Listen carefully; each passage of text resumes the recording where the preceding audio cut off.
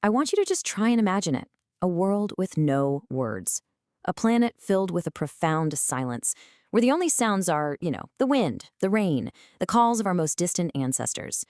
For millions of years, that was our entire reality. So this is the story of how we, as a species, finally found our voice. All right, let's travel back in time. We're talking 4 million years ago, on the plains of Africa. Our ancestors, they were already walking on 2 feet. They had strength, they had family, they knew the jungle inside and out. But they were missing this one absolutely critical thing, the ability to speak. So you have to ask, what was stopping them? Well, the answer wasn't in their heads. It was actually locked deep, deep inside their throat. You see, for these early hominids, their own bodies were, well, they were both a blessing and a curse. A physical cage, really, that kept them trapped in a world without any kind of complex language. Okay, so here's the deal.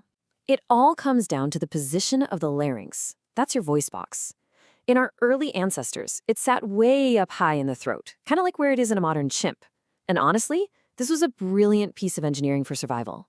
It meant they could lap up water from a river and breathe at the exact same time, without, getting a lungful of water. But, and this is a huge but, that advantage came with a massive cost. With the larynx sitting so high, the tongue just had no room to maneuver. It couldn't make all those complex sounds we do. Their throat, for all intents and purposes, was a locked cage. And for a long time, this was fine. Everything was okay. But then, the world changed. The climate shifted, and those dense African forests started to shrink, giving way to these huge, open savannas with 6-foot-tall grass. Think about it. Up in the trees, a hand signal works perfectly. But out here, in grass that's taller than you are, a silent warning is completely useless. All of a sudden, not being able to shout, "Hey, lion behind you," became a deadly, deadly flaw. To survive, our ancestors had to find a way to break out of that silent cage, and they had to do it fast. So, what was the first key to unlocking that cage? You might think it was some big biological change, but it wasn't. It was technology. About 1.8 million years ago, a new species on the scene, Homo erectus, did something incredible. They tamed a monster, and they turned it into a tool. They tamed fire. Now, fire did way more than just keep them warm. It fundamentally rewired us.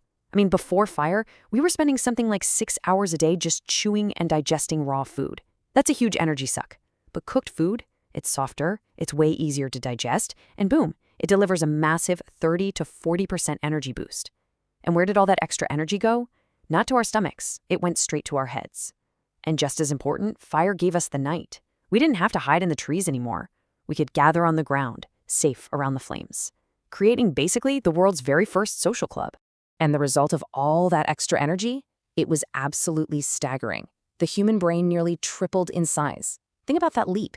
We went from just thinking about, where's my next meal, to actually starting to think about the world around us. So picture it, around that flickering fire, in that very first social club. This is where scientists think our first language was born. But it wasn't words, not yet. It was probably something more like music. Maybe a rhythmic hum, started by one person to push back the fear of the dark, and then joined by another and another. It's just a simple sound, but it communicates this incredibly powerful idea. We are together. We are safe. Okay, so the brain was getting ready, society was starting to form, but the physical hardware, it was still lagging behind. So nature's next move was a huge, high-stakes gamble, an evolutionary trade-off that would finally give us our voice, but it came at a terrifying price.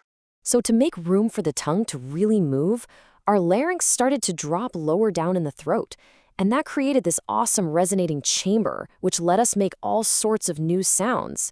But, and it's a big one, it also created a really deadly design flaw. For the very first time, the tube for our air and the tube for our food shared the same pathway. I mean, just imagine a hunter, let's call him Lepedulal. He's celebrating a big kill. He takes a huge bite of meat and suddenly he can't breathe. He's choking. And this wasn't some freak accident. This was the new deadly price of being able to speak. So yeah, Lapatulal's story is tragic, but it's a testament to this massive change. For those who survived this new risk, their new anatomy, which was anchored by this really crucial little thing called the hyoid bone, it was like a superpower. The tongue could finally dance inside the mouth. So instead of just grunts and screams, they could start to form actual primitive words. Things like stop, Here, strike. The hardware for speech, it was finally in place. But, having the hardware is only half the battle, right? They had a voice, but they still couldn't form really complex thoughts.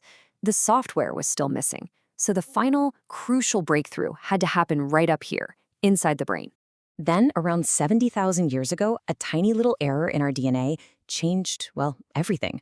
A genetic mutation in what scientists now call the FOXP2 gene.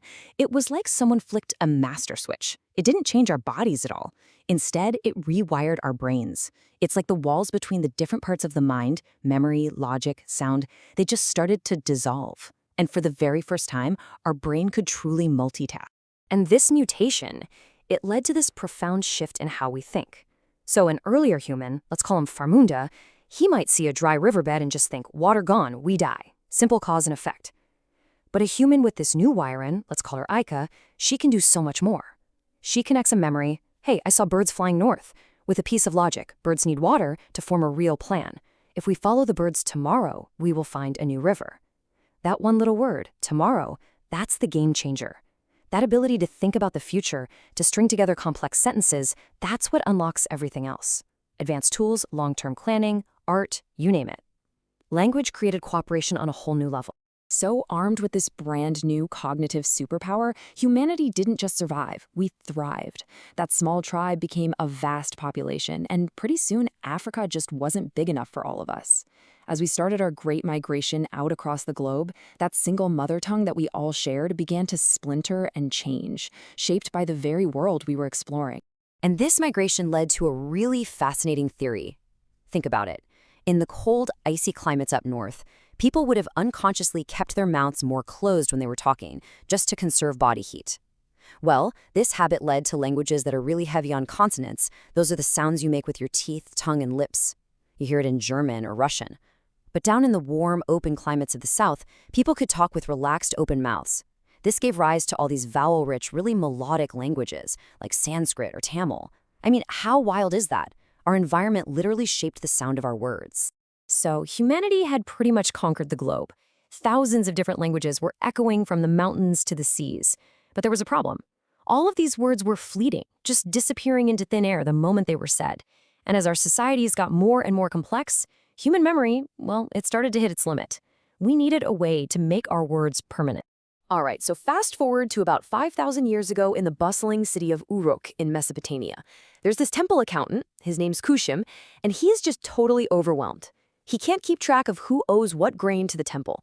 So, in what I can only imagine was a moment of pure frustration, he grabs a piece of wet clay and a reed, and instead of drawing little pictures of grain sacks, he makes abstract marks for the grain and then lines for the amount.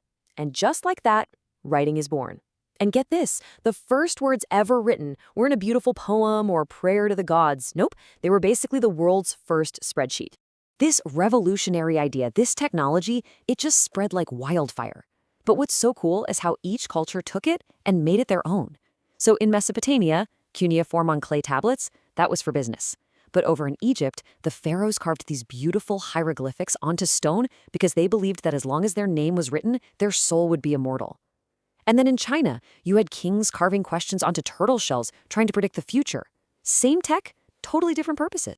But at the very same time all this was happening, ancient India chose a completely different path.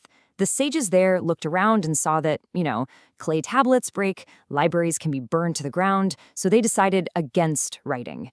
Instead, they developed this incredibly powerful oral tradition. They basically decided, we will make man himself the book.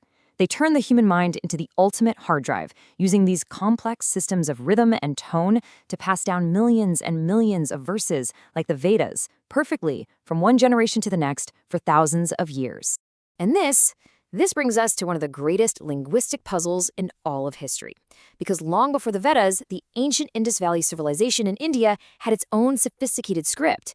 We've found thousands of these little seals with their writing on them. But the problem is, we can't read a single word. There's no Rosetta Stone to help us translate. The inscriptions are all super short, like 5 or 6 symbols. We don't even know if they're letters or syllables or pictures. We have no idea what language it even is. It's a complete mystery, a lock without a key. So think about that journey. From a silent grunt to this incredible symphony of over 7,000 languages spoken today, the story of our voice, it really is the story of humanity itself. We can read the business dealings of Mesopotamian merchants. We can read the prayers of Egyptian pharaohs. And yet the words of our own ancestors, from one of the world's oldest and greatest civilizations, remain completely silent. It just leaves you wondering, doesn't it? What epic stories are still locked away, just waiting to be told?